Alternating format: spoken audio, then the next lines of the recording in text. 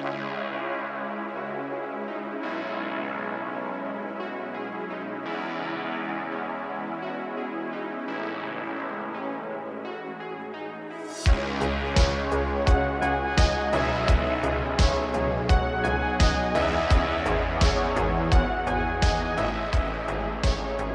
to you from 4,200 feet in the hills of Oregon, it's the voice of Chi-Town, the reddest beard in the high desert, your host of the Make It Out Alive broadcast, Sam Wilson.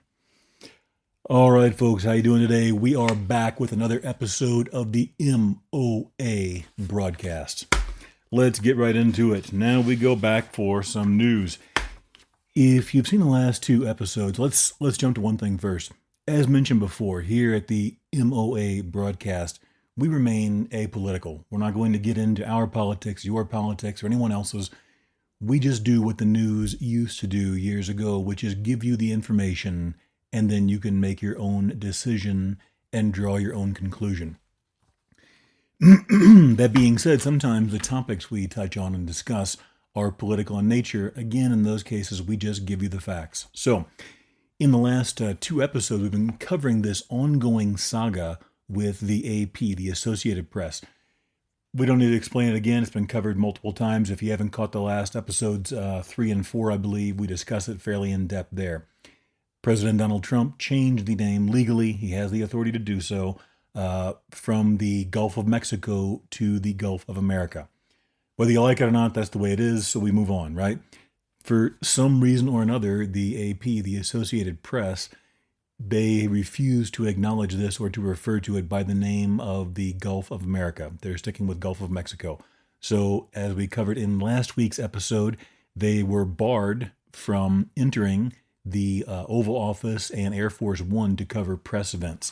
They had to wait outside. They're still able to access the White House. They haven't had their press credentials revoked, but they are unable to get access to those most intimate areas with the president. So, we have an update this week. Excuse me. A federal judge on Monday refused to immediately order the White House to restore the Associated Press access to presidential events, saying the news organization had not demonstrated it had suffered any irreparable harm. So basically, they had sued the White House or Trump. I don't know exactly who. I think it gets into it later on in the article.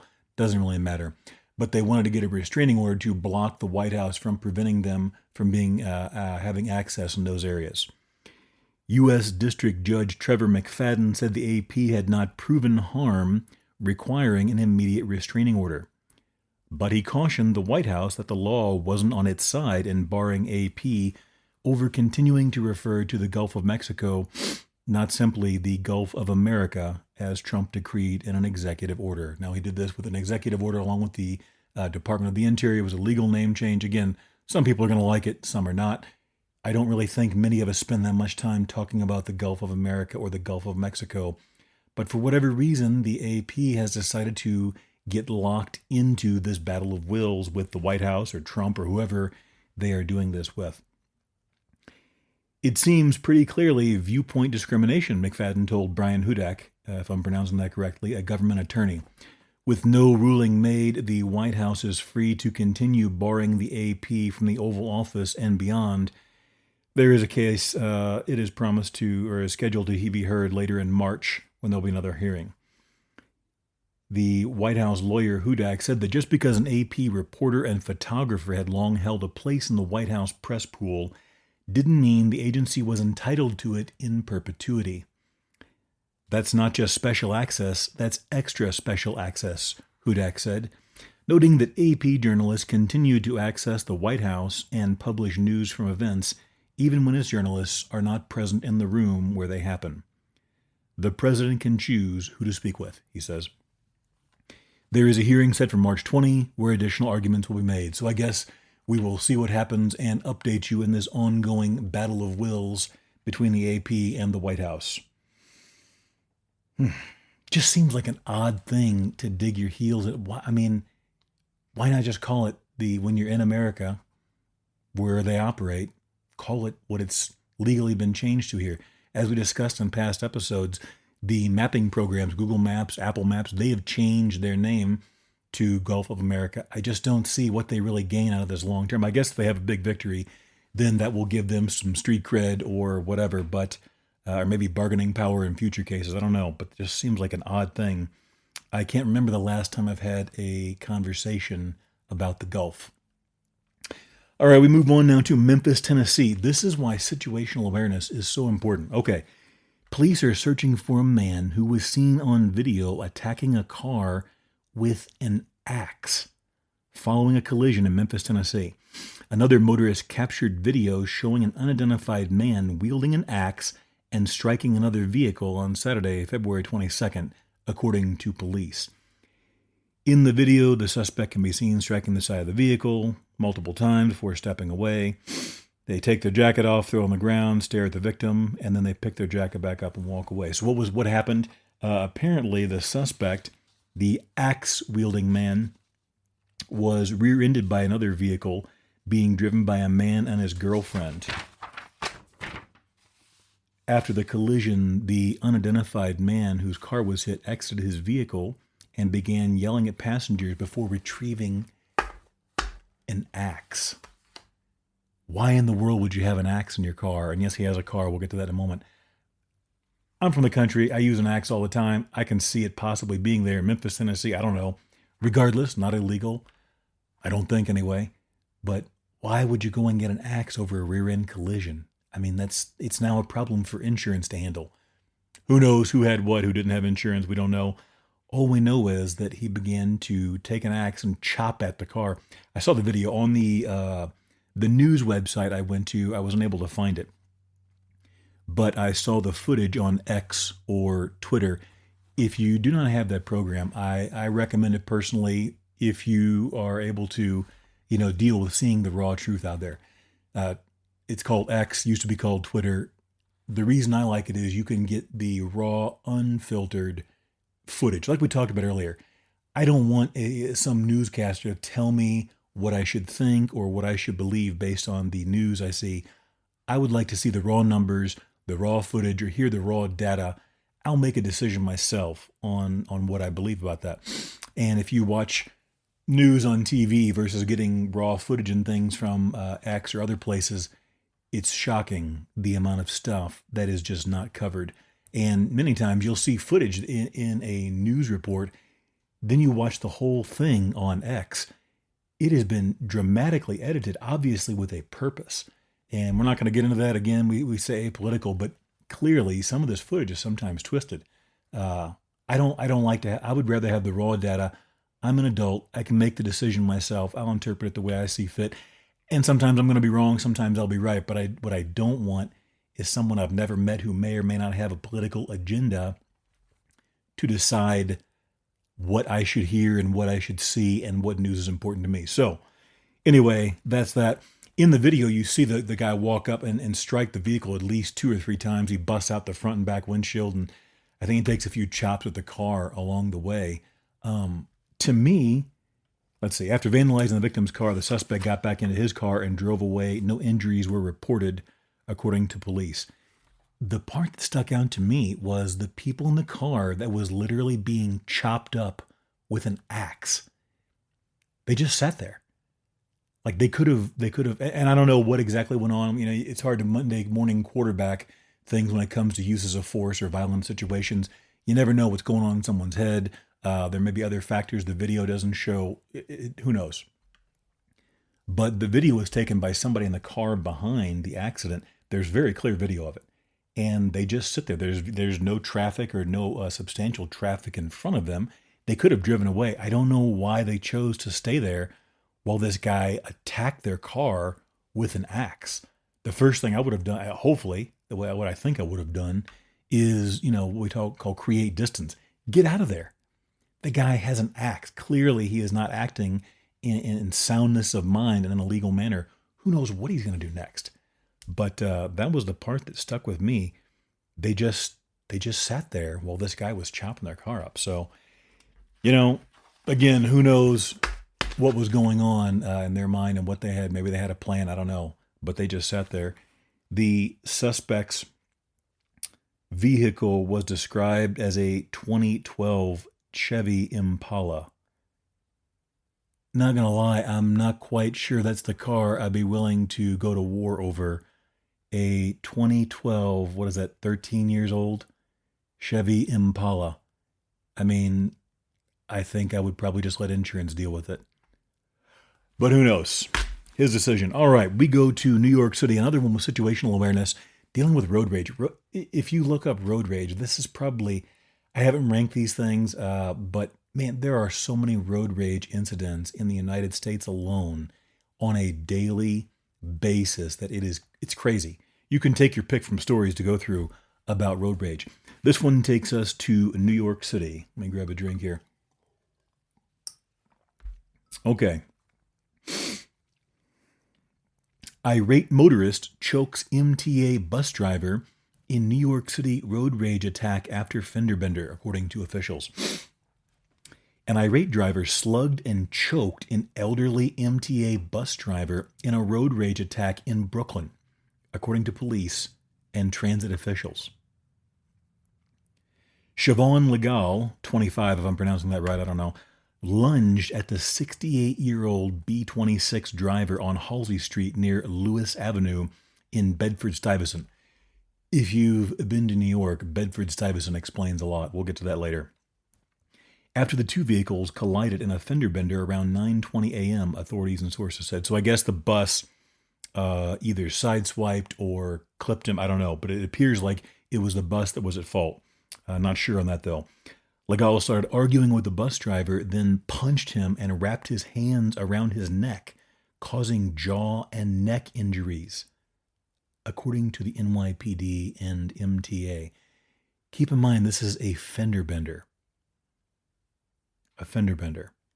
Legal was arrested at the scene and charged with second-degree assault, strangulation, and criminal obstruction of breathing, police said. New York City Transit President Demetrius Critchlow said in a statement that the suspect jumped over a barrier. So if you've ever seen the inside of a New York MTA bus, they continue to improve these things over the years, but it's almost like a little mini fortress in there.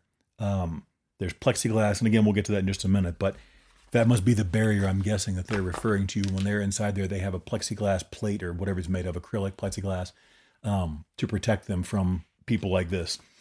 According to New York City Transit President Demetrius Critchlow, the lunatic who vaulted... lunatic. We used to use that word an awful lot more. Now you hardly hear people say lunatic anymore. It kind of dates you a little bit.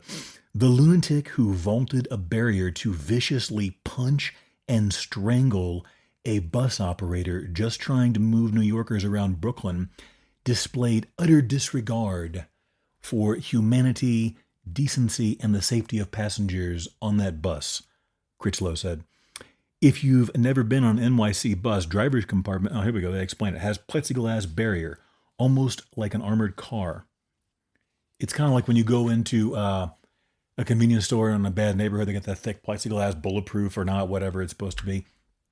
That's what surrounds these little driver's compartment, these buses, because of violent assaults, and people just lose their minds and they take it out. MTA in New York City, they have amazing coverage. If you've never been, they have amazing coverage of the city. But there are delays, there are hobos and derelicts and other people that slow things down. They don't have money, they want to sleep. It can be a very frustrating process, especially if you're trying to get to work or get to some place on MTA, Metro Transit Authority. So I can understand, they want to protect their drivers. Like we talked about last week, man, New York City is getting to be more and more like that movie, Escape from New York. If you've never seen this movie, it was made, I don't know, probably 78, 82, somewhere in there. I'm not exactly sure, maybe even earlier than that. But New York City has become an island prison, Manhattan.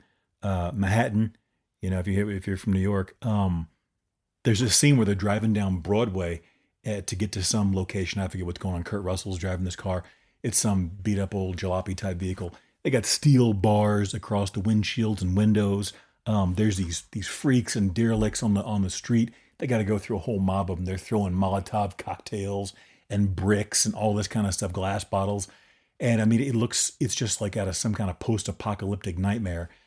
And, they're going through bombed out buildings and neighborhoods and stuff. That's what New York City is really like now. It's unreal. When you see these news clips, especially on like X, where they don't just show you what they want you to see, like on some other media stations, it's crazy. I was in St. Louis not too long ago. The good neighborhoods were still fine, but I had to drive through a particular neighborhood that was definitely on the rough side, and it looked like something out of the Middle East. Some of these buildings looked like they had been shelled. I could not understand what's going on. It was like a third world country. I was shocked. Some of these buildings literally, they were just blown open, or I don't know what happened, how they got that way. But people on the side of the street, they were sitting there, standing there. It was in wintertime, very cold. If you've never been to St. Louis in the winter, it gets very cold there. Bitter winds will cut you like a knife. And so people were sitting there by, barrel fires. These 55-gallon drums are burning trash in to warm their hands. They're walking through the holes in buildings and popping out the other side, sitting there gambling, and throwing dice against the wall. It was like something out of a Charles Bronson, Death Wish movie. It is unreal what some of these cities have become in the United States. As I was leaving, this is when we knew we were there to meet somebody and talk about some stuff. And this is when we knew it was time to leave. We saw this guy. It was in the 20s at least, if not lower, Fahrenheit. Okay, so well below freezing. There was a guy in blue jeans and boots walking down the street, no shirt, no jacket, nothing, just waving an AK-47 around. And I saw him in my rearview mirror, and I'm like, there's no way that guy has an AK-47. He did. As he started to fire shots, I knew it was time to leave. But this was broad daylight. It was around noon because we were going to get lunch. And this guy's just firing off a machine gun. And the locals that I was talking to that were with me told me the cops won't even show up. That neighborhood was bad. They won't even show up if you come. So it's crazy. Anyway, back to New York. We are grateful to the NYPD officers who rushed to the scene to arrest this guy. Now it's up to the justice system to make sure he is locked up. Now, this incident happened in Bedford-Stuyvesant, or Bed-Stuy, as they call it. It's a shame this guy didn't keep going just a little bit further out into Queens, because if he had, he could have gone to a place, I don't know if it's still open. Somebody I talked to recently told me it was a place called Sybil's. And there are a lot of Jamaicans, or were, I don't know what it's like now, a lot of Jamaicans out in that area in Queens. And if you've never had a beef patty, it is a Jamaican treat. They're delicious. It's about the size of a large Danish or pastry. And basically, it's like a flaky pastry crust filled with like spiced meat. Usually the meat on the inside is ground beef. It's got just a little bit of spice to it. The pastry, the flaky crust on the outside, has like an orange tinge or appearance to it because they use turmeric with the seasoning in that dough. And it's flaky and crispy, and it's filled with this hot spice. Not real spicy like Mexican food spicy, not real, a lot of kick, but just a little bit of spice to give it some flavor. And usually it's ground beef. I think I had it once with goat, and that was good too, but I don't recall real strongly. It must not have made much of an impression. By far, most of the beef patties I had, though, were ground beef on the inside. Delicious. Then, and this place, Sybil's, again, I hope they're open. They were great. There was you would take the last stop on the A train, which was Lefferts Boulevard, and you'd walk. I think it was only 10 blocks or so, 130 or 131st, and this place, Sybil's, on the back end there, and you would get beef patties, and if you were really hungry, you would get beef patties with cocoa bread. Cocoa bread is like this fluffy white bread that they would wrap the outside of the beef patty in. And you would get one or two of those, would fill just about anybody up. And then you would wash it down with what's called champagne cola. Absolutely delicious. I haven't had a good Jamaican beef patty in a long time. I hope they're still going and very successful and doing well. But a Jamaican beef patty and with cocoa bread and a champagne cola was... man, what a great treat. So anyway, that's the way it is. We move on. He didn't make it to the beef patties. Okay, we are going to get ready for a break here. When we get back, we're going to discuss again one of the recurring themes, situational awareness. Let's say you're walking down the street. You're walking your dog, you're whatever, taking a walk down the street. All of a sudden, you are attacked by a barking, vicious dog, pit bull-sized dog. And then, shortly after, you have to deal with an irate owner who may or may not be armed or under the influence. What are you going to do? Are you going to engage? Are you going to run? Are you going to alter the course of your future or the other person's? We'll get into it after the break. More Make It Out Alive with Sam Wilson after this.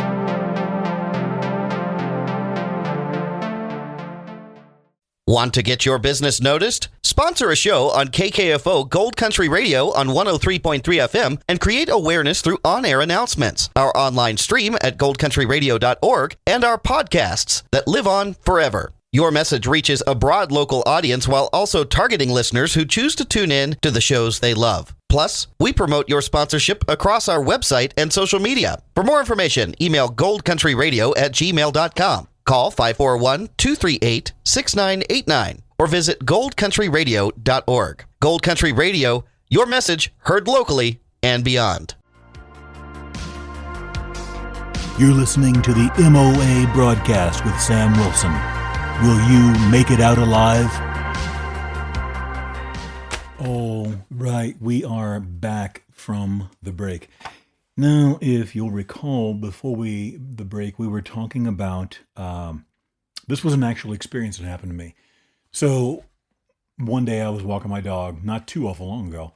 I was walking my dog down the street, broad daylight, in town, not in some far-flung remote area, although out here at 4,200 feet in the hills of Oregon, it is basically the wild, wild west in some ways still. Walking my dog down the street, and I saw this dog in the back of a truck, and I just made a mental note and kept walking. And then all of a sudden, it was a big dog. I don't know, some kind of a mix. I didn't get a really good look at him as far as assessing the breed. I was more concerned about his behavior. But I think he had some pit bull or something like that mixed in him. I know this big, thick musculature on his shoulders and neck, and he had that big, squared off head. Regardless, easily capable of doing some damage to me and my dog. So we were walking down the street. He came charging out of the back of this pickup truck. Immediately, when he started snapping at me and my dog, I made sure we were safe. And then he was tied onto this leash to the bed of the truck. It was much longer than I would have thought. He was able to go at least a good 10 to 15 feet beyond, almost a car length basically, beyond the tailgate of this truck. And so we got close enough that he snapped at my dog's sweater and was able to make contact. I pepper sprayed the dog. That had the desired effect, and he lost interest very quickly in assaulting us any further or doing anything else violent. But before that, there had been an awful lot of barking while we were getting all this done. There was still snow on the street. We were stumbling around trying to figure out what was going on. So as soon as that was over, I made the decision, all right, we're done with this thing. Let's go ahead and get across the street and get as far away from this as possible. Once I got my dog and me across the street, though, the owner of this dog came out, and I don't even understand, some bizarre freak of logic and mental gymnastics, the owner of the dog that just attacked my dog and me was mad at me for, I guess, his dog barking or whatever. I don't think he was aware that his dog had been pepper sprayed yet. He was just mad that somehow there had been this disturbance, and I guess in his mind it was my fault. Now, in my opinion, we were about 20 to 25 feet apart, in my estimation at this point, with this man. It looked to me like immediately he was under the influence of something. His face was very red, in my opinion, typical of alcohol. I couldn't see his eyes, so I couldn't make a judgment call on that. But he was just very, very belligerent and loud for the circumstances. There was no need to be that over the top. So it's my guess that he was under the influence of something. Who knows? What I do know is I had a choice to make right then and there. And this is what I would ask you. What would you do? Are you going to engage with this person? Or are you going to, create distance, break off, and go away? And here's the way I look at stuff like this. What do you have to gain from a confrontation like that? Someone who clearly does not take care of their animal properly and is now upset that, you have been involved. You are basically the victim in the situation. And they want to pursue it as though you're the aggressor. I can tell you what I did. My number one rule in almost any kind of situation like this, create distance. Creating distance is very important. That gives you time and space to assess the situation. Creating distance means walk away, get further away, retreat, whatever you want to call it. You put space and time between you and the threat. And that's important because that gives you a chance to assess the situation, decide, what you're going to do. It gives you more reaction time if the person continues to come after you, which they did. He pursued me for several feet into the middle of the street. There's cars. This is so insane. Over a dog. That was his fault. He's walking into traffic and screaming obscenities, threatening my life, using all kinds of nasty language. And I'm just continually retreating because the question I ask myself is, what do you stand to gain if you confront this individual? I don't want to deal with the police. I don't want to deal with whatever in the world this guy's problem is, chemical or otherwise, or not. I'm just out walking my dog. I've had a number of these type of stories because where I live, there are a lot of stray dogs literally roaming in packs sometimes. We're out in the middle of nowhere, and it's not uncommon to see stray dogs literally in packs. It's like something out of a movie. And they'll come after you and attack you sometimes. They've tore up my dog's his sweater and jacket. They've tore up his skin. They've tore up my pants. We've had a number of these situations. But whenever humans get involved, you got to ask yourself, what do you stand to gain from this person who is acting in a clearly illogical, irrational manner? What do you gain? Even if you somehow have a confrontation and win, what have you won? I can't think of a single thing. And whenever I tell some of my friends or, people that I talk with about these things, a lot of times I'll hear them say something like, well, they wouldn't do that again, or I'd made sure that was the last time that happened. And I'm thinking to myself, really? Because the implications, are very clear, meaning either A, shoot the dog, B, shoot the person, or whatever else, because firearms are mentioned in these conversations. And I think to myself, do you really want to be that quick to use lethal force? Whether or not it's legally warranted or it is legally justified is a completely separate matter from, is that really what you want to do with your life? Because the minute you do that, you're starting a process. Okay, there is going to be a legal process. There are going to be legal ramifications, monetary or economic ramifications, and potentially social ramifications if you use a firearm or other types of deadly force on an animal or a human, unless it's absolutely necessary. Now, you can't tell someone what is and isn't absolutely necessary unless you're in that situation. If you ever had to review a use of force type situation, an after action report or something like that, you can't truly, do a Monday morning quarterback thing because you don't know until you're in that situation exactly what you would do. Sometimes there are extenuating factors and mitigating circumstances that would affect what you would and wouldn't do that don't show up on the surveillance footage or that don't show up in a report. You have to trust the person that is involved to a degree. So anyway, we'll put that aside. But do you really want to introduce lethal force unless you absolutely have to? It's going to be a big mess. So anyway, the point of what I'm getting at is, aside from the situational awareness there, number one, to me, I always think of create distance. To me, that is the number one thing you can do aside from preparation to improve your situation. Get some space between you and whatever the threat is. That gives you more time to react, more time to assess what's going on, and it takes them longer to get to you if that's what they're going to do. Now, aside from, as we change pages here, aside from the lethal side of things, what I much, much prefer is pepper spray. Now, you need to check in your municipality, your area, whatever, about the legality of pepper spray. If you do a quick search, you'll find that pepper spray is legal in the United States all over and universally are pretty much recognized as legal and safe. Either way, find out in your area if there are any changes to that. But pepper spray is a great tool. Number one, it's non-lethal in almost every case. So maybe there are some exceptions, I don't know. But in all of my experience with pepper spray, and I've gone through my fair share, let's put it like that, it's reversible. Nobody's dead at the end of it, human or animal. A lot of times a deterrent is better than, a final solution. So if we look at pepper spray as a solution, especially when it comes to animals or just someone other than a very highly motivated and prepared human individual. If you're not familiar with pepper spray, we're going to do a somewhat of a breakdown here and hopefully give you hopefully some useful information. In general, there are a couple different types of pepper spray that you're going to be able to find, whether you look online, you go to a store, wherever. To me, the biggest differences you're going to see in civilian pepper spray is going to be whether it's liquid, like the consistency of water, or it's a gel-based pepper spray. So let's go through some of these differences. The liquid. With liquid, which has a water-like consistency, you can have good reach on a calm day. It can be better for a fogging effect if you have multiple targets or a group or an area, that you want to target. In those areas, the liquid can be a very, very good idea. Okay, if you're using like the bear spray type cans, whether it's bear spray or not, or just the large aerosol cans, the liquid can be a good idea if you've got, like, let's say you've got a pack of dogs or multiple people or crowd control. The liquid can be good because it comes out almost like a fog, and you can cover a swath of people with the liquid. Okay, especially the larger cans. Where that kind of the trade-off you make is distance, and that's where you get into gel.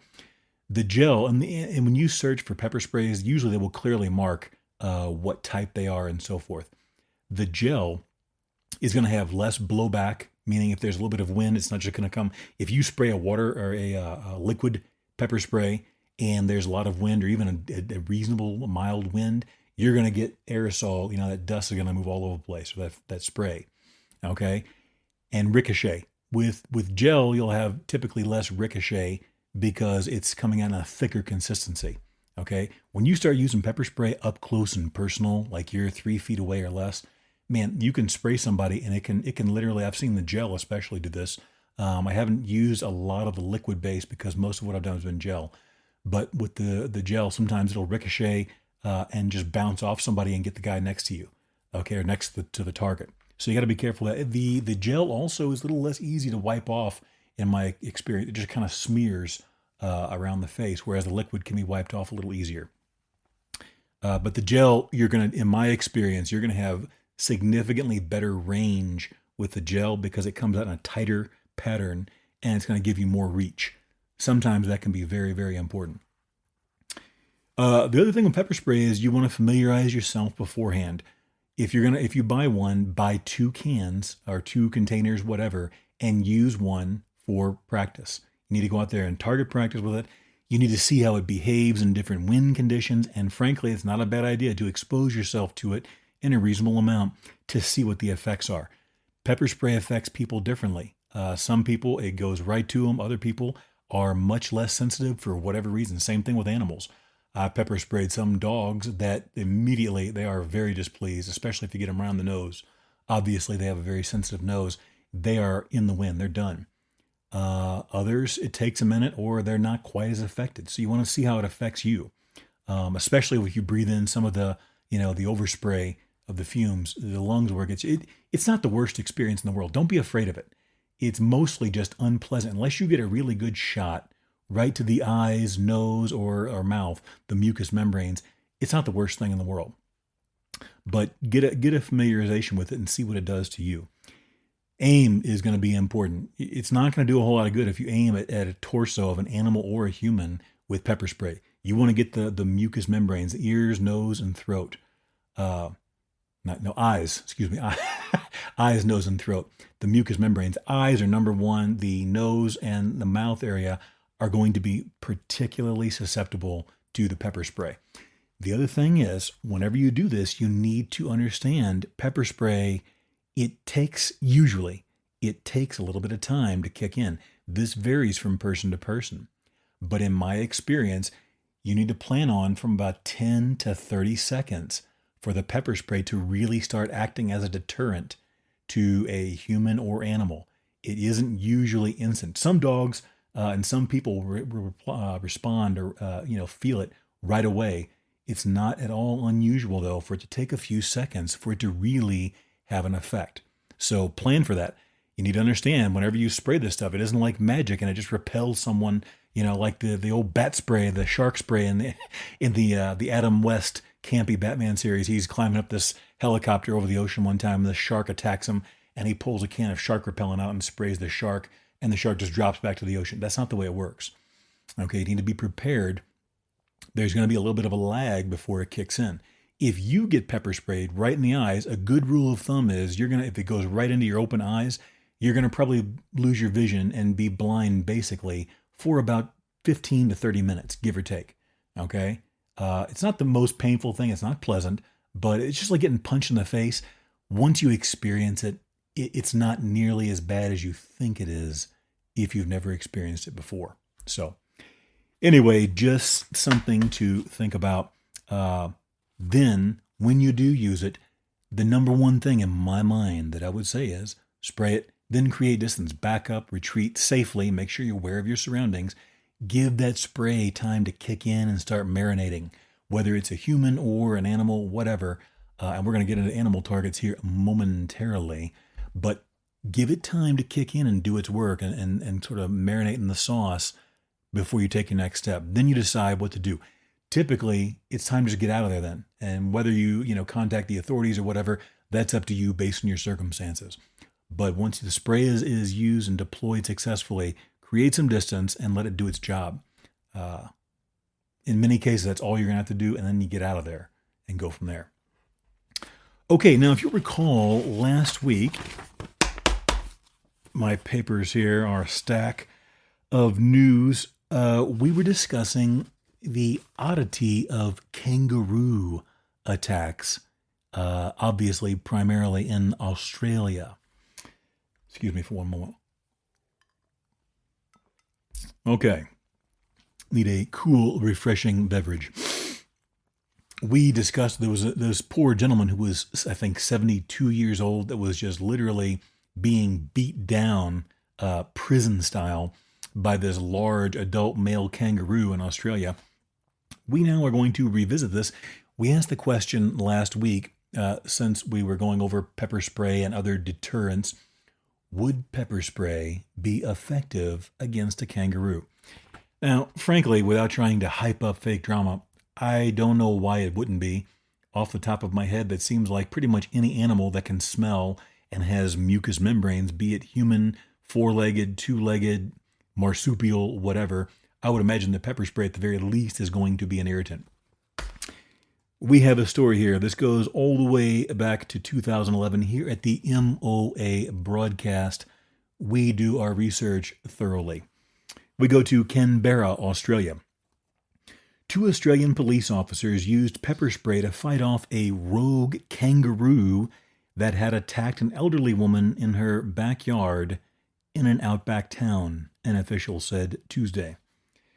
Kangaroos rarely attack humans. I'm going to be honest, the more of these that I find, and we're going to continue to feature these on the MOA broadcast because these are interesting and frankly, sometimes they're humorous. These kangaroos have a real bad attitude. I mean, frankly, I'm just going to be honest. I think I would kind of like to have a beer with them and get into one of these kangaroo fights and then go hang out. They got an attitude problem, but I kind of like it. That is going to be a memorable night when you go out and get into a kangaroo fight and then share a few beers with a roo and just hash it out over a fireplace. Anyway, Senior Sergeant Stephen Perkins, head of police in the Queensland state town of Charleville, if I'm pronouncing these correctly, said he had never before heard of police using pepper spray against a kangaroo, but that tactic worked. It did subdue the animal and drew its attention away for the officers, so it worked, Perkins told the Associated Press, probably before they were referring to the Gulf of America. The 94-year-old victim, Phyllis Johnson, was taken to a hospital for treatment for cuts and bruises after the attack Sunday afternoon. She told the Courier Mail newspaper that she tried unsuccessfully. At 94 years old, I am not surprised, no shame, madam, to fight the kangaroo off with a broom after it attacked her while she was hanging her laundry. I thought it was going to kill me, she told the newspaper from her bed in the hospital on Monday. It was taller than me, and it just plowed through the clothes on the washing line straight for me. She said the kangaroo knocked her to the ground before she crawled to her house, where her son called police. The animal jumped away, saw another officer at the back of the police car and went for that officer. He also deployed his spray, so the roo had to get sprayed twice. After that, it hopped away from the scene and police monitored its location. Wildlife rangers trapped the kangaroo, Perkins said. It was described as a male red kangaroo, the world's largest marsupial. Red kangaroos, named for their ginger fur, a ginger, so we know it has no soul, can stand as tall as a man and usually weigh around 200 pounds. Now, if you've seen images online of these, or in person, of these kangaroos, they have a very thick and muscular build in their chest and forearm areas. And I'm telling you, man, they have an attitude problem.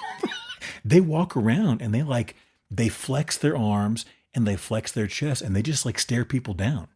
I've seen multiple videos of it. They are not intimidated in the least by human beings. They got a real bad attitude. I mean, I kind of like it. I respect it. They know what they're about and they go get it. But I don't think I would want to fight one of these things. I mean, let me rephrase that. I would actually kind of like to a little bit. I don't think I would win, but I'm willing to take that chance because that would be a great memory to tell over some whiskeys later on down the road after I recover from my hospital stay. But these kangaroos are no joke. Okay, so now we know pepper spray is effective against kangaroos. Again, this poor lady was just putting out her laundry to dry. Situational awareness is so important. While I was preparing this broadcast, I was listening to the police scanner, and there was some poor guy in town that was shot in the chest. I don't know if he's going to survive or not. Haven't heard the update on that, but you never know what is going to happen out there. Whether it's going to be a firearms attack, a kangaroo attack, or in the case of our next story, we're going to wrap it up with a naked hiker rescued after getting stranded in suburban Los Angeles. You got to ask yourself, why? Why are you naked in suburban Los Angeles? Let's go to the story. A hiker who got lost in hills in suburban Los Angeles was pictured getting rescued while completely in the nude. Witnesses raised the alarm about around 8:45 p.m. Monday after hearing someone crying for help in Chatsworth. The Los Angeles Fire Department said, now what? You got to ask yourself, what is going on where you're walking around in a suburban, some type of suburban park or forest in these hills, buck naked, and you start crying for help? What has been going on in your life that leads you to that point where you're walking around naked? You realize after 4 hours out in the bush that you've made a serious mistake, and you start crying for help. The stranded man was found by chopper around 45 minutes later, with photos obtained by CBS Los Angeles showing him waving for help while completely in the buff. Now, for those of you who aren't familiar with the expression in the buff, that means buck naked. Okay, this guy was walking around some suburban Los Angeles park buck naked. The photos, which digitally obscured anything intimate, thank goodness, showed him standing with his hands raised high while under a spotlight. The unidentified man is thought to have been missing in the remote location since around 4 p.m., CBS Los Angeles said, without saying if it was known why he was naked. People heard the stranded hiker's cries for help and called the Los Angeles Fire Department on Monday. I am looking at the pictures right now online of this guy being hoisted up into a helicopter.